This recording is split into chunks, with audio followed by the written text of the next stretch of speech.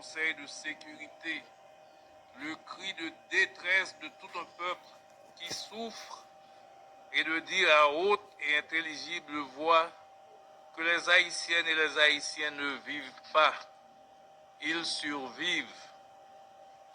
Je parle au nom des 4 millions d'enfants qui n'ont pas pu aller à l'école à cause de la violence des gangs.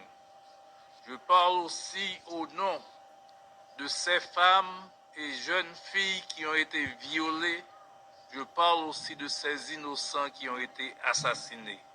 Monsieur le Président, ces dernières semaines, on assiste à une dégradation considérable de la situation socio-économique du pays.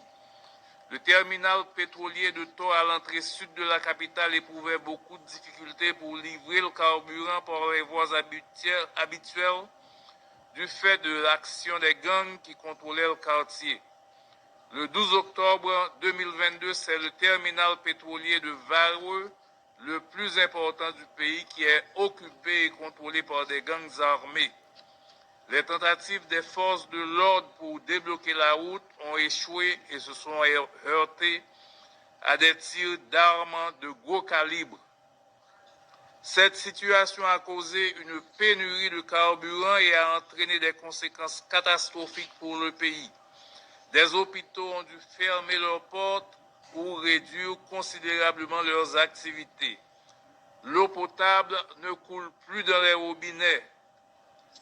Les stations de pompage sont à l'arrêt faute de carburant. Le transport public est réduit.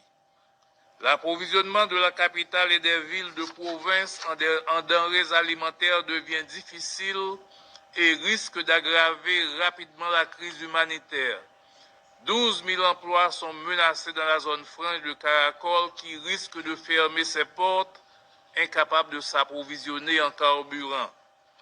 La suppression de la subvention publique du carburant a été l'une des causes de la turbulence sociopolitique